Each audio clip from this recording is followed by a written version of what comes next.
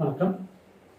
Personal excellence அதில் with piece of mind நம்ம அதை பற்றி டிஸ்கஸ் பண்ணிகிட்டு இருக்கோம். அதில் ஒர்க்கிங் பீப்புளுக்குள்ள ஸ்ட்ரெஸ்ஸஸ் எப்படி மேனேஜ் பண்ணி வர்றது அப்படின்னு சொல்லி 8 டைமென்ஷன் ஆஃப் வெல்னஸில் அதில் எப்படி நம்ம மேலே வர்றது, எப்படி உயர்ந்த நிலைக்கு போகிறத பற்றி பேசிகிட்டு இருக்கோம். இந்த பதிவு வந்து ஸ்பிரிச்சுவலுங்கிற டாப்பிக்கில் வருது. ஸ்பிரிச்சுவல் வரும்போது ஆன்மீகம் தான் பொதுவாக தவிர மற்ற தனிப்பட்ட ஒரு மதத்தை பரப்புறதோ மதத்தை பற்றி பெருமையாக சொல்கிறதோ நம்மளுடைய நோக்கம் கிடையாது. நம்முடைய நோக்கம் வந்து அவங்க மதத்தில் இருக்கிற நல்ல விஷயங்களை உபயோகப்படுத்தி லைஃப்பில் மேலே வர்றதை பற்றி பேசுகிறோம், அவ்வளோதான். நான் வந்து கத்தோலிக்க திருச்சபை சார்ந்ததுனால நான் அதில் உள்ள நல்ல விஷயங்களை சொல்கிறேன். எப்படி கத்தோலிக்க மதமாக இருந்தால், இந்த பதிவை பார்க்குறவங்க இருந்தால் எப்படி உபயோகப்படுத்திக்கிட்டு மன அமைதியை வச்சுக்கலாம், எப்படி சமாதானத்துக்கு எடுத்துக்கலாம், எப்படி ஒரு மன நிறைவோட வேலை செய்யலாம் வாழ்க்கையில் அப்படிங்கிறத பற்றி நம்ம டிஸ்கஸ் பண்ணுறோம். இதை அவங்க மதத்தில் அந்த மாதிரி பண்ணிக்கலாம். நான் வந்து உதாரணமாக இருக்கிற ஒரு 7 வருஷம் படித்தேன், எல்லா ரிலிஜனையும் படித்தேன், மறுபடி படித்தேன். டாக்டர் குமார் பாபுன்னு ஒருத்தர் அற்புதமான மனிதர், அவர் டாக்டர். அவர் சொல்லிக் கொடுத்தாரு ஒவ்வொரு மதத்தினுடைய ஒரிஜினல் லாங்குவேஜ். இப்போ புத்த மதம்னா பாலி லாங்குவேஜ், புத்தர் என்ன சொன்னாரோ அதை பற்றி படித்தேன். அந்த மதம் போல் அவர் ஞான பெற்றவனு என்ன சொன்னார், போதி மரத்தடி அப்படிங்கிறது. அதே மாதிரி ராமாயணம்னா அந்த ஒரிஜினல் சான்ஸ்கிரிட் இருந்து. ஸோ எல்லாமே அந்த ஒரிஜினல் என்ன இருந்தோ அதுலேருந்து அப்படியே சொல்லி எவ்ரி சாட்டர்டே கிளாஸ் நடத்துகிற அப்படி 7 வருஷம் நான் மறுபடியும் படிச்சிருக்கேன். அதனால் எல்லா ரிலிஜனும் எனக்கு ரொம்ப ரொம்ப மரியாதை உண்டு.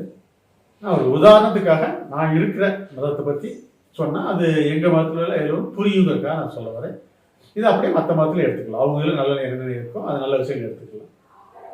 இப்போ நம்ம ஒரு கத்தோலிக்க மதம் வச்சுக்கிறோம், வச்சுக்கிட்டு ஒரு எக்ஸாம்பிள் வச்சுக்கிட்டா அவங்க பைபிளில் நம்ம போட்டிருக்கிறது என்ன போட்டிருக்காங்கன்னா, ஒரு எக்ஸாம்பிள், அவங்க வந்து மனசு உடஞ்சி பயந்து போய் ஜீசஸ் இறந்தவொடனே ரொம்ப சோர்ந்து போயிருக்கும்போது அருளப்படி 20 சொல்கிறாரு, இயேசு சீடர்களுக்கு காட்சி அளித்து அந்த தலைப்பில் வாரத்திற்கு முதல் நாளாகிய அன்று மாலை சீடர்கள் தாங்கள் கூடியிருந்த இடத்துல யூதருக்கு அஞ்சி நம்ம அதே மாதிரி கொண்டுருவாங்க, தலைவரே அப்படி கொண்டுட்டாங்க நம்மளை எந்த மூளைக்கு அப்படிங்கிற மாதிரி நினைச்சு அவங்க பயந்து போயிருக்கும்போது கதையை மூடித்திருக்கையில் இயேசு வந்து வைத்திருக்கையில் இயேசு வந்து அவரை நின்று உங்களுக்கு சமாதானம் என்றார். இவ்வாறு சொல்லி அவருக்கு தம் கைகளையும் விழாவையும் காண்பித்தார். ஆண்டவரை கண்டு சீடர்கள் மகிழ்வுற்றார்கள். இதுதான் அவர் பல இடங்களில் திருப்பி உலகம் தராத அமைதி தர்றேன், உலகம் தராத சமாதானத்தை தரேன்னு சொல்லி திருப்பி பல இடங்களில் அவர் தைரியம் கொடுத்துட்டே வர்றாரு. அவங்க புரிஞ்சுக்கலாம் ஆரம்ப காலத்தில். அவர் பல நேரங்களில் பல விதமாக சொல்லி காமிக்கிறாரு. ஆனால் பாவம் அந்த மனிதர்களுக்கு வந்து சாதாரண மனிதர்கள் பதட்டத்தில் இருக்கிறவங்க அவங்க ஒன்றும் புரியல. நான் வந்துட்டு விலகுவதில்லை, அவனை கைவிடுவதில்லைன்னு சொன்னால் அந்த புரிஞ்சுக்கலாம் அவங்க பாவம்.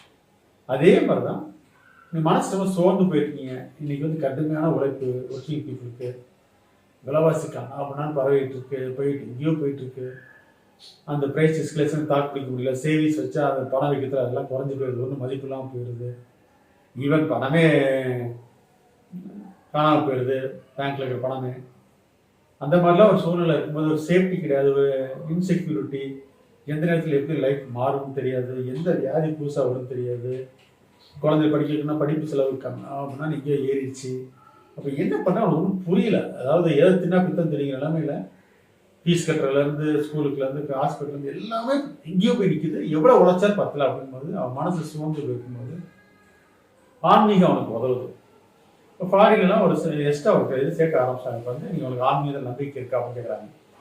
ஏன்னா அவங்க என்ன சொன்னாங்கன்னா, ஆன்மீகத்தில் நம்பிக்கை இருந்துச்சுன்னா அவங்க சீக்கிரம் ரெக்கவரி ஆகிடுறாங்க அப்படிங்கிறது புரிஞ்சு வச்சுருக்காங்க.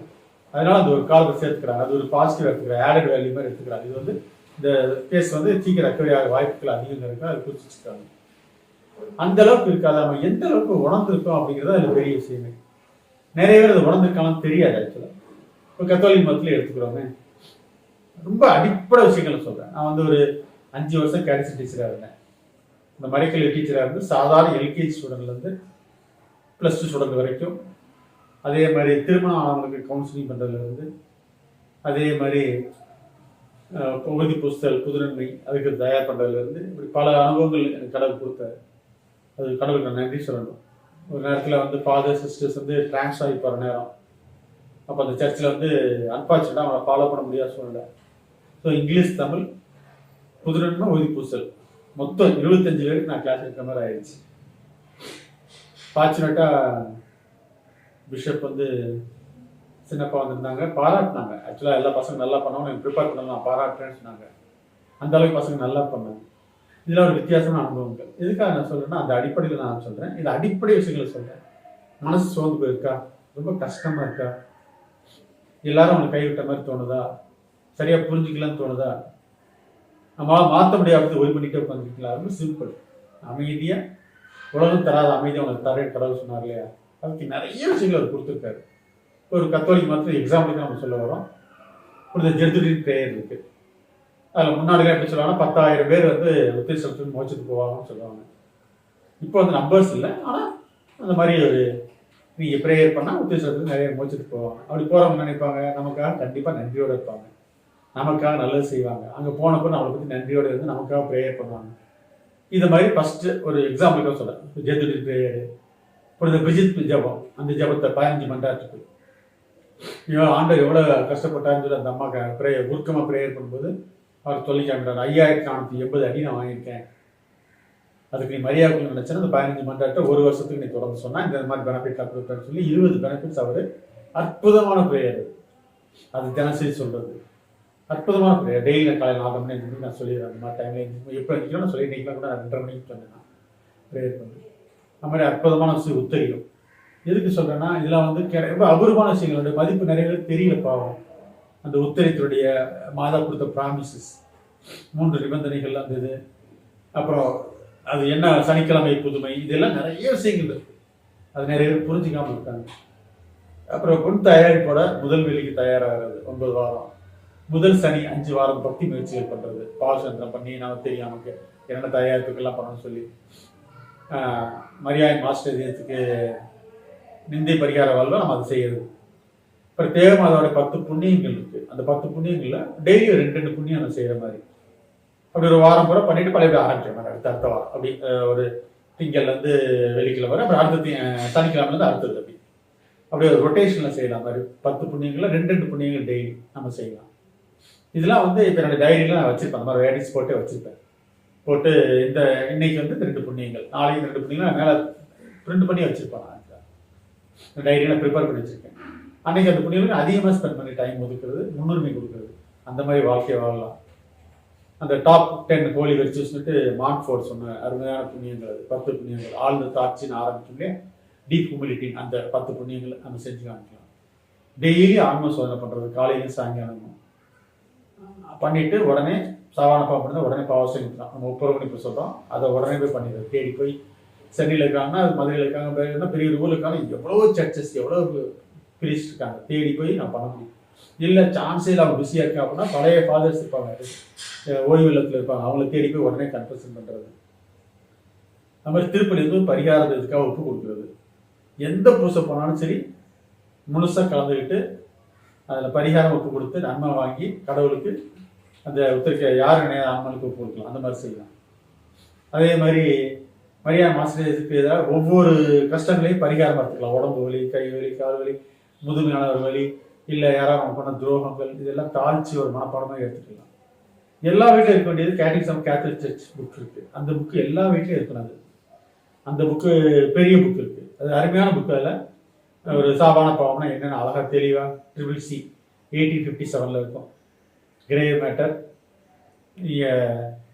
விரும்பி செய்கிறது, திட்டமிட்டு செய்கிறது, முழு அறிவோட நாலேஜோட செய்கிறது, இந்த மாதிரி தெளிவாக கண்டிஷன்ஸில் போட்டு அருமையாக இருக்கும். இந்த மாதிரி எல்லா வீட்லேயுமே CCC இருக்கிறது நல்லது, எல்லா வீட்லேயுமே. அதே மாதிரி அப்போ அடிப்படையான மனச்சாட்சி பிறகு வாழ்க்கை நடத்துறது. மனச்சாட்சி பிறகு வாழ்க்கை நடத்துறது என்ன அப்படின்னா, சரி யார் புரிஞ்சுக்கிறான்னு புரிஞ்சு கடவுளுக்கு நான் ஃபீல் பண்ணிக்கிறேன், அவ்வளோதான்.